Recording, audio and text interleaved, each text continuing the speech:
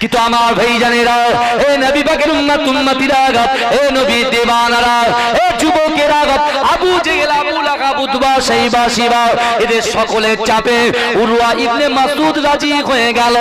এ যুবকেরা, এ নবী পাকের উম্মত উম্মতিরা, মদিনার জমিনে খবর হয়ে যায়, না না না, মক্কা থেকে একজন ব্যক্তি আসে বিশ্ব নবী রাসূলুল্লাহ সাল্লাল্লাহু আলাইহি ওয়াসাল্লামের কাছে, আল্লাহ রাসূলের সঙ্গে সাক্ষাৎ করতে আসছে। এ যুবকেরা, এ নবী পাকের উম্মত উম্মতিরা, ইসলাম মানে হচ্ছে শান্তি। এ যুবকেরা, ইসলাম মানে হচ্ছে শান্তি, ইসলাম মানবতার পথ দেখায়, ইসলাম ভ্রাতৃত্বের পথ দেখায়। এ যুবকেরা, হিংসা বিদ্বেষ ইসলাম কখনো মানে না। এ যুবকেরা, আমার দয়ার নবী রাসূলুল্লাহ সাল্লাল্লাহু আলাইহি ওয়াসাল্লাম মদিনার মসজিদে নববী শরীফে বাচ্চা বাচ্চা সাহাবাদেরকে নিয়ে আল্লাহ রাসূল কোরআনের তাকরীর করেন, আল্লাহ রাসূল হাদিসের বয়ান করেন। এমন তো অবস্থায় আমার দয়ার নবীর কাছে একজন হাজির হয়ে আল্লাহ রাসূলকে বলতে লেগেছে, ইয়া রাসূলুল্লাহ, হাবিবাল্লাহ, এই মাত্র শুনলাম মক্কা থেকে একজন ব্যক্তি আপনার সঙ্গে সাক্ষাৎ করতে আসছে। এ যুবকেরা, আল্লাহ রাসূল যখন মক্কার কথা শুনলে আমার রাসূলুল্লাহর বাল্য জীবনের কথা মনে পড়ে যায়। না না না, ওই মক্কাতে আমি রাসূলুল্লাহ জন্মগ্রহণ করেছি, ওই মক্কাতে আমার মায়ের কোলে উঠেছি। না না না, আমি রাসূলুল্লাহ সাল্লাল্লাহু আলাইহি ওয়াসাল্লাম ওই মক্কার জমিনে আল্লাহর ঘর কাবা শরীফটা তওয়াফ করেছি, মাকামে ইব্রাহিমের পিছনে নামাজ আদায় করেছি, জমজম কূপের পানি পান করেছি। এ যুবকেরা, আল্লাহ রাসূল সাল্লাল্লাহু আলাইহি ওয়াসাল্লাম চোখ দিয়ে পানি বার হতে শুরু করলেন। এ যুবকেরা, এ নবী পাকের উম্মত উম্মতিরা, এ নবী দিওয়ানারা, আল্লাহ রাসূল যখন কাঁদে, আল্লাহ রাসূল যখন কাঁদে, মালিক ইবনে সিনান রাদিয়াল্লাহু তাআলা আনহু আল্লাহ রাসূলকে জিজ্ঞাসা করেছিলেন, ইয়া রাসূলুল্লাহ, হাবিবাল্লাহ, আপনি এমন করে কেন ক্রন্দন করেন? ইয়া রাসূলুল্লাহ, হাবিবাল্লাহ, আপনি এমন করে কেন কাঁদেন? ওই সময় দয়ার নবী রাসূলুল্লাহ বলে, এ আমার সাহাবারা, না না না, মক্কার জমিন থেকে, আমার জন্ম ভিটা থেকে আমার একজন মক্কি ভাই আমি রাসূলুল্লাহর সঙ্গে সাক্ষাৎ করতে আসছে। আমি রাসূলুল্লাহ তাকে ইস্তেকবাল করার জন্য, তাকে এমন করে স্বাগতম জানার জন্য আমি রাসূলুল্লাহ আমার জায়গা থেকে তার জন্য অপেক্ষা করতে থাকি। জোরে বলুন। আল্লাহ রাসূল কাঁদছেন আর বলছেন, আমি মক্কাতে আমি ওঠা বসা করেছি, মক্কার প্রত্যেকটা ধুলা কোনা বালি আমাকে চেনে, আর সেই জায়গা থেকে একজন আসছে আমি রাসূলুল্লাহর সঙ্গে সাক্ষাৎ করতে। ভালো করে বুঝে আমার ভাইজানেরা, ওদিকে কাফের উরওয়া ইবনে মাসউদ যে রাসূলুল্লাহকে কষ্ট দিয়েছিল। এ যুবকেরা, আমরা কি জানেন, আমরা কি জানি, হাদিস শরীফের মধ্যে পাওয়া যায় আমার দয়ার নবী রাসূল যখন কোরআনটাকে বন্টন করছিলেন, ইসলামটাকে প্রচার করছিলেন, আল্লাহ রাসূলকে 3টে বছর বয়কট করে রেখেছিল। জানেন তো, শিয়াবে আবু তালিবে রাসূলকে বয়কট করে রেখেছিল। তাহলে মক্কা থেকে রাসূলুল্লাহকে দূরে সরিয়ে দিয়েছিল। রাসূলুল্লাহর কাছে কেউ কিছু রাসূলুল্লাহকে কিছু দিতেন না, রাসূলুল্লাহর সঙ্গে কারোর কোনো সম্পর্ক ছিল না। আর এই উরওয়া ইবনে মাসউদ আল্লাহর রাসূলের বয়কটের পিছনে, আল্লাহর রাসূলকে মক্কা থেকে দূরে সরিয়ে দেওয়ার পিছনে এই উরওয়া ইবনে মাসউদেরও কিন্তু সাপোর্ট ছিল। কাদের? আবু জেহেল, আবু লাহাব। বোঝা যাচ্ছে তোমার কথা? কিন্তু আমার ভাইজানেরা, এ নবী পাকের উম্মত উম্মতিরা, এ নবী দিওয়ানারা, একটু ভালো করে বোঝার চেষ্টা করেন। ওই উরওয়া ইবনে মাসউদ একটা তাবলি নিয়ে এমন একটা জায়গা থেকে তিনি চিন্তা করে হেঁটে মদিনার দিকে আসতে লেগেছে। কিন্তু না না না, উরওয়া ইবনে মাসউদ মনে করে হয়তো আমাকে দেখবে মুহাম্মদ আমাকে কতল করে দেবে, হয়তো আমাকে দেখবে মুহাম্মাদুর রাসূলুল্লাহ তার সাহাবাদেরকে বলবে, হে আমার সাহাবারা, 3টে বছর আমাকে বয়কট করেছিল, 13টা বছর জিন্দেগিতে আমি রাসূলুল্লাহকে কত কষ্ট দিয়েছে, কত এমন করে বাজে গালি গালাজ করেছে, কুরুচিকর মন্তব্য করেছে। যাও যাও যাও, ওকে আর মক্কায় ফেরাবে না, ওকে মদিনায় দাফন করে দাও। উরওয়া ইবনে মাসউদ এই সকল কথা চিন্তা করতে করতে মদিনার জমিনে যখন পদার্পণ করলেন, আমার দয়ার নবী রাসূলুল্লাহ সাল্লাল্লাহু আলাইহি ওয়াসাল্লাম উরওয়া ইবনে মাসউদকে দেখে আল্লাহর রাসূল দাঁড়িয়ে গিয়ে ছুটে গিয়ে উরওয়া ইবনে মাসউদকে জড়িয়ে ধরলে। এই জোরে বলে উরওয়া ইবনে মাসউদকে আল্লাহর রাসূল জড়িয়ে ধরে উরওয়া ইবনে মাসউদকে আল্লাহর রাসূল বলছে, আবু জেহেল কেমন আছে, আবু লাহাব কেমন আছে, আবু সুফিয়ান কেমন আছে। এই শুনছেন, আল্লাহর রাসূলের আদর্শ দেখেন, এই আমার রাসূলুল্লাহর চরিত্রটা দেখেন, চরিত্রটা ক্যারেক্টার দেখেন। আর আমাদের, আমরা মুসলমান, আমরা এক জায়গায় থাকবো, এক জায়গায় বসবো, এক জায়গায় খাবো, ওরে বাপ রে বাপ, ওটা ঠিক ঠিক কানেক্টই হচ্ছে না। কারণ কি? কারণ হচ্ছে আল্লাহর ভয়, রাসূলুল্লাহর মহব্বত, নামাজ, শরিয়াত, দ্বীন থেকে আমরা আস্তে আস্তে আস্তে আস্তে অনেক দূরে সরে যাচ্ছি। তাই আমার বাড়িতে অভাব, আমার স্ত্রীর সঙ্গে স্বামীর সম্পর্ক ঠিক নাই, স্বামীর সঙ্গে স্ত্রীর সম্পর্ক ঠিক নাই, সন্তানের সাথে বাপের সম্পর্ক ঠিক নাই, বাপের সাথে সন্তানের সম্পর্ক ঠিক নাই, বন্ধুর সঙ্গে বন্ধুরও ঠিক নাই। ভালো করে বুঝতে হবে।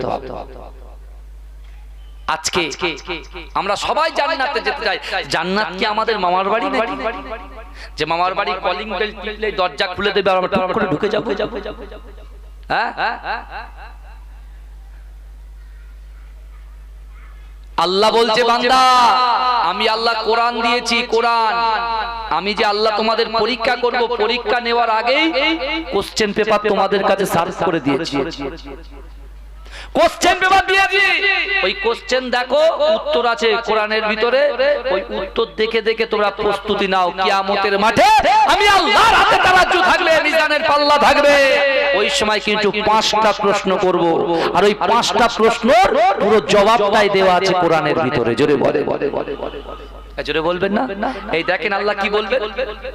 আমার ভাই জানেরা, এ নবী পাকের উম্মত উম্মতিরা, এ নবী দিওয়ানারা, আল্লাহর কোরআন জানিয়ে দিয়েছে, বান্দা আহাসিবান নাসু ওয়াইতরাকু আইয়াকুলু আমান্না ওয়া হুম লা ইফতানুন।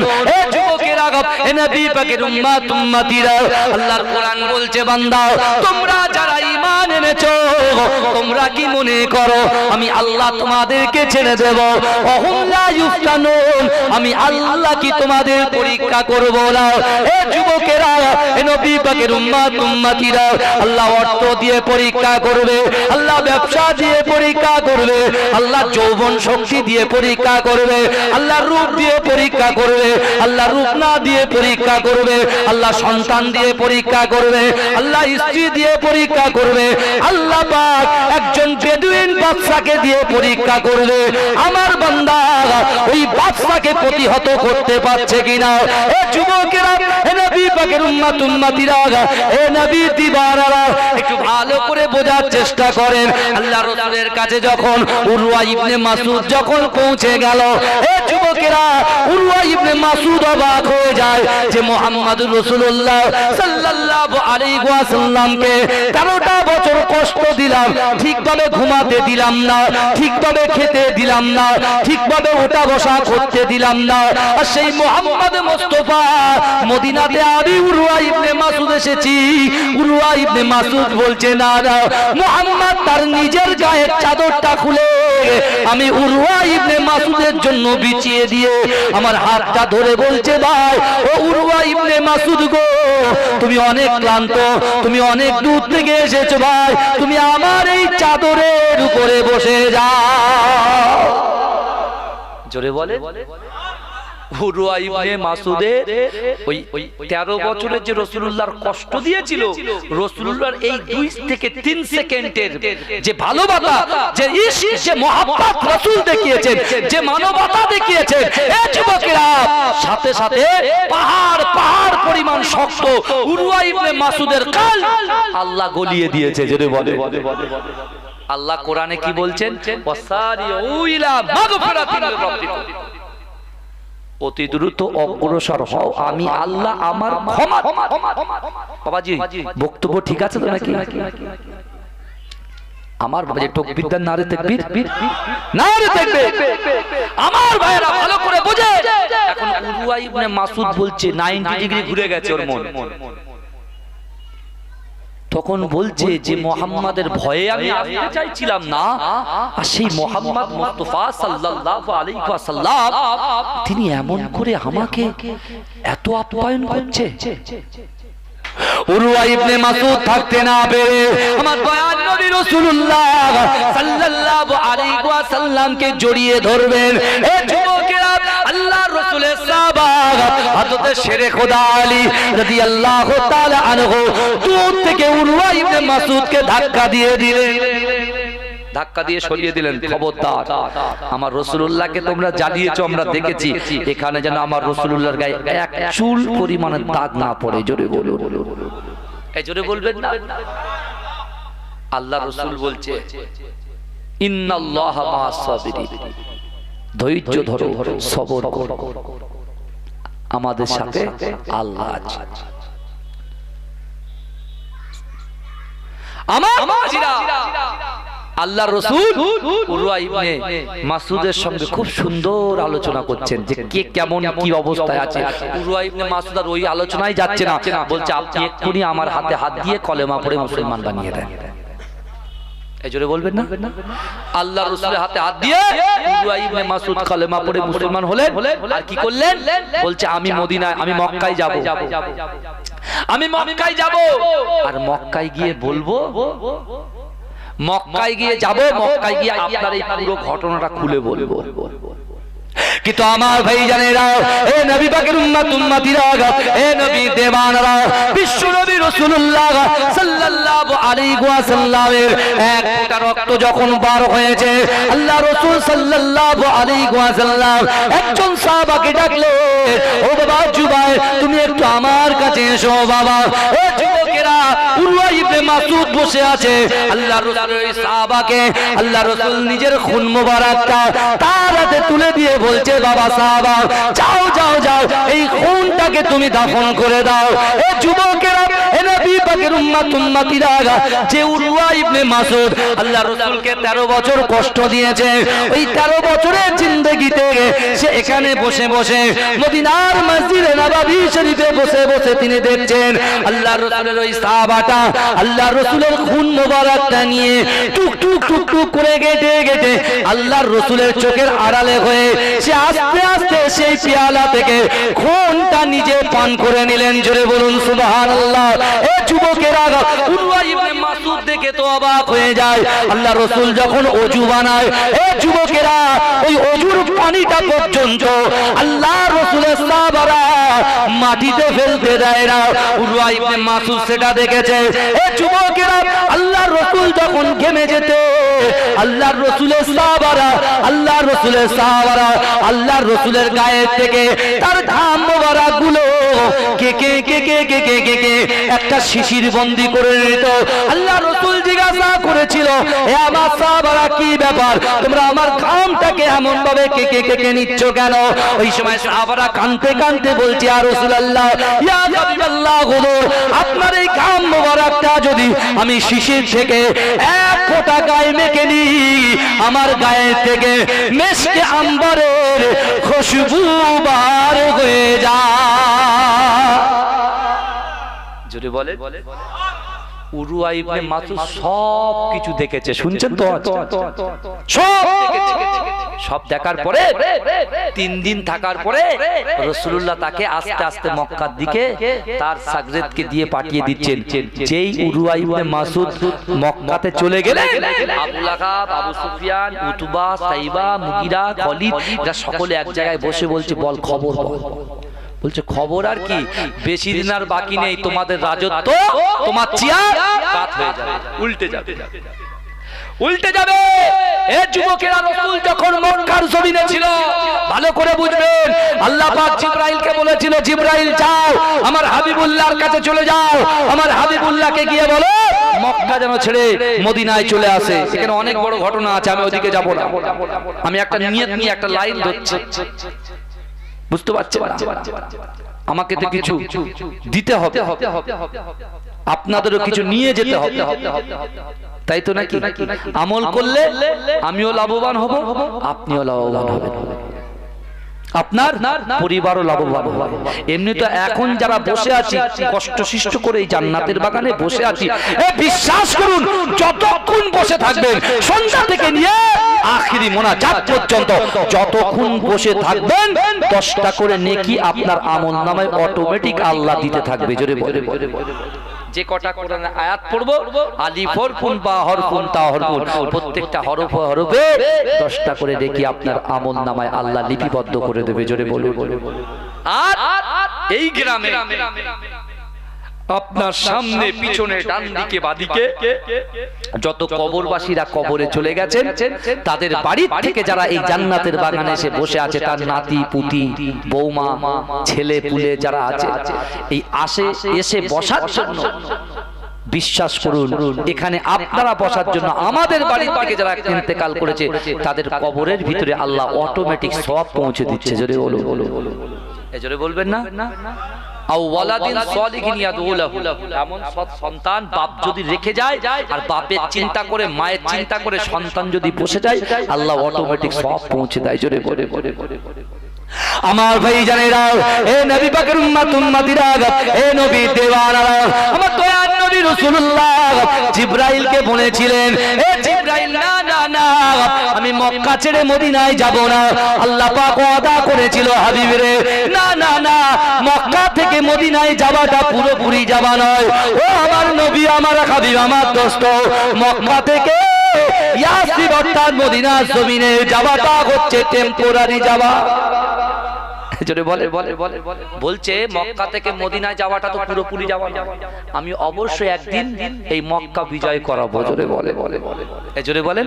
এই রাসূলুল্লাহ 13 বছর জিন্দেগিতে মক্কার জমিনে 314 জন তার হাতে হাত দিয়ে কলেমা পড়ে মুসলমান হয়েছিল।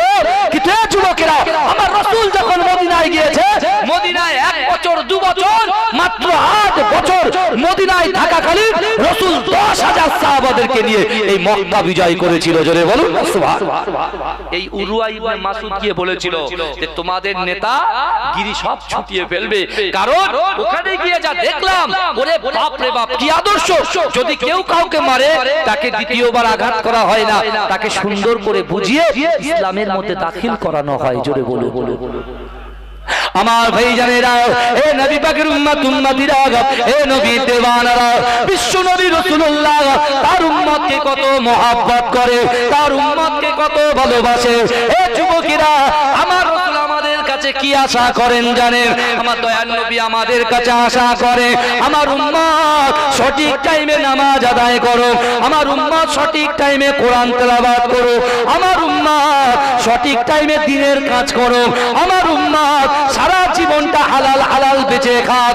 এই যুবকেরা, এ নবী পাকের উম্মত উম্মতিরা, বিশ্ব নবী রাসূলুল্লাহ সাল্লাল্লাহু আলাইহি ওয়াসাল্লাম মদিনার মসজিদে নববী শরীফে সাহাবাদেরকে বলেছিলেন, হে আমার সাহাবারা, আমি রাসূলুল্লাহ তোমাদেরকে জানিয়ে দিলাম, লা ইউমিনু আহাদুকুম হাত্তা আকুনা আহাব্বা ইলাইহি মিন ওয়ালিদিহি ওয়া ওয়ালাদিহি ওয়ান নাস আজমাইন।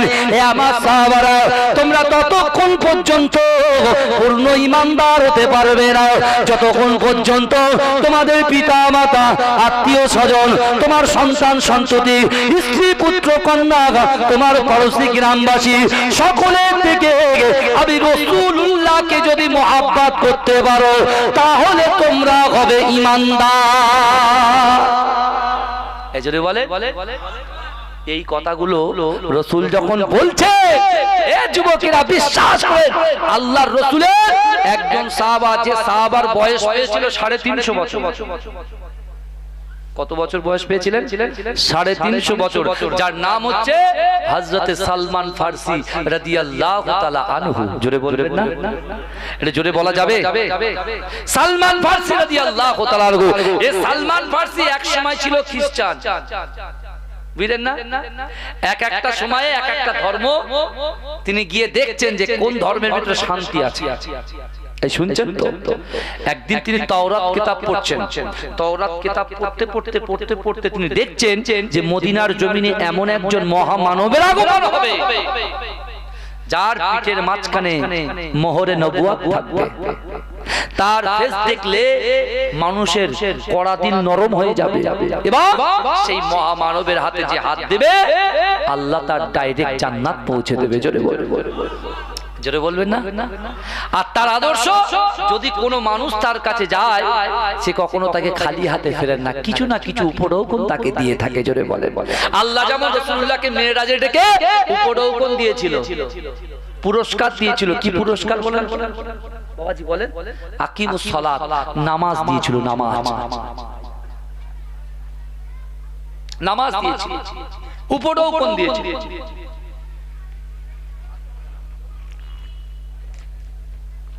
আমার আল্লাহ রসুলের কাছে যারা আসতো আল্লাহ রসুল উপঢৌকন দিত।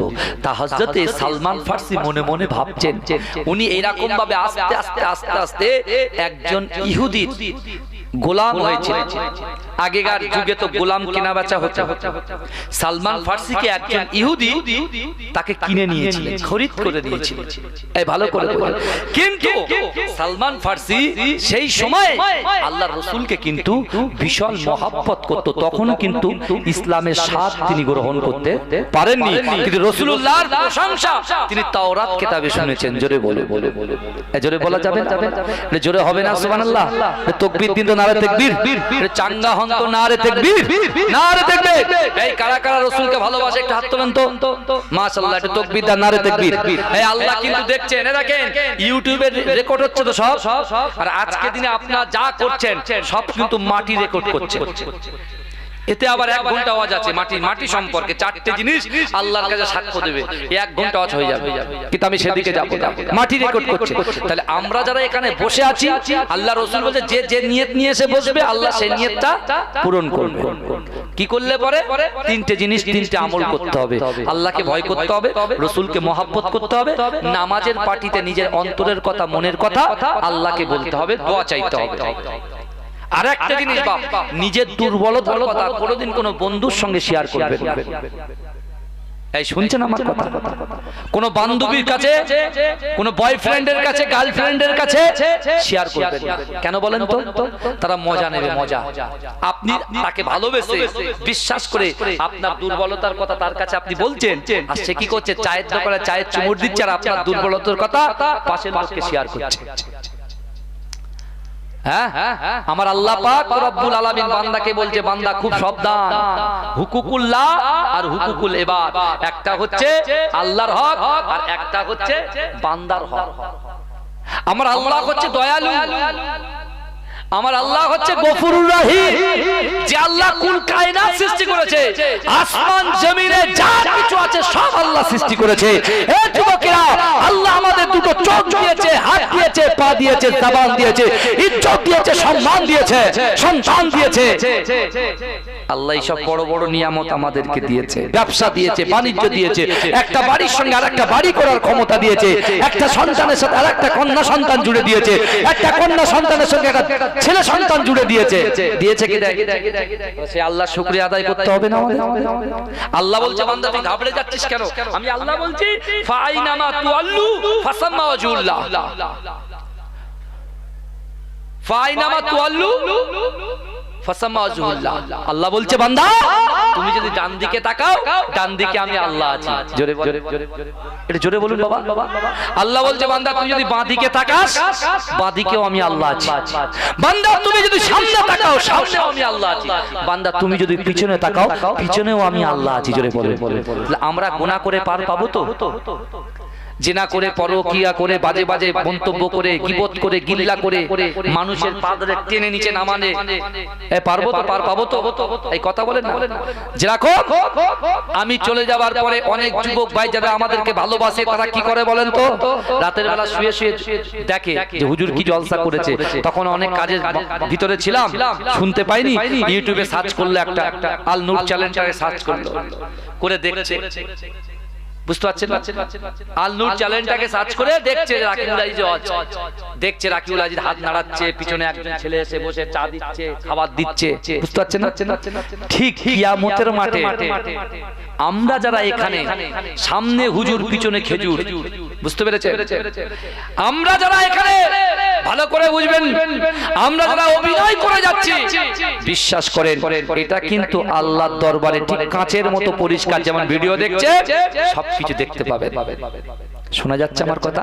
তাই আল্লাহ আমাদেরকে কোরআনের মধ্যে বলে দিচ্ছেন, বান্দা ওয়ালিমান খাফা মাকামা রাব্বিহি জান্নাতান। জোরে বলুন, এই জোরে বলেন না সুবহানাল্লাহ। আল্লাহ বলছে, বান্দা কাল কিয়ামতের মাঠে আমি আল্লাহর সামনে দাঁড়ানোকে যে ভয় করবে, দুনিয়ার নেতার ভয় করবেন? এই শোনেন না, কথা বলে মোদির ভয় করবেন? ও কি করবে? কিচ্ছু করতে পারবে না। আপনি যদি আল্লাহর হয়ে যান, আল্লাহ যদি আপনার হয়ে যায়, এই আমরা একটা কোরআনে আয়াত শুনি না, ফাজকুরুনি আযকুরকুম ওয়াশকুরুলি ওয়ালা তাকফুরুন। আল্লাহ বলছে, বান্দা তোরা আমাকে স্মরণ কর, আমি আল্লাহ তোদেরকে স্মরণ করব। এর অনেক ব্যাখ্যা আছে, এর অনেক মানে আছে। কি আল্লাহ যদি তোরা যদি আমার হাত ধরিস, আমি আল্লাহ তোদের হাত ধরব। জোরে বলেন। আল্লাহ বলে, তোরা যদি আমার কাজ করে দিস, আমি আল্লাহর ওয়াদা, আমি আল্লাহর জিনিসগুলো মান্যতা দিস, আমি আল্লাহকে যদি তোরা ধরিস, আমি আল্লাহর জিনিসগুলো তোরা যদি ধরতে পারিস, আমি আল্লাহ তোদের জিনিসগুলো ধরে দেবো। যা জোরে বলুন না সুবহানাল্লাহ। আল্লাহ বলে, তোরা যদি আমার কথা মেনে চলিস, আর আমি আল্লাহ বলছি তুই জবান থেকে যে কথাটা খসিয়ে দিবি, নামাজের মাসাল্লাহ আল্লাহকে ভয় করে, রাসূলকে মহব্বত করে, আমি আল্লাহ তোর অসম্ভব জিনিসগুলোকে সম্ভব করে দেবো। জোরে বল, এই জোরে বল। তাহলে সবাই আমরা রাসূলকে ভালোবাসি তো? তাহলে আমি যখন একটু হাত তুলবো, আপনারা হাত তুলবেন। শুধু হাত তুললে হবে না, জোরে সুবহানাল্লাহ বলতে হবে। পারবেন তো নাকি? পারবেন তো? ওরে ও ভূমি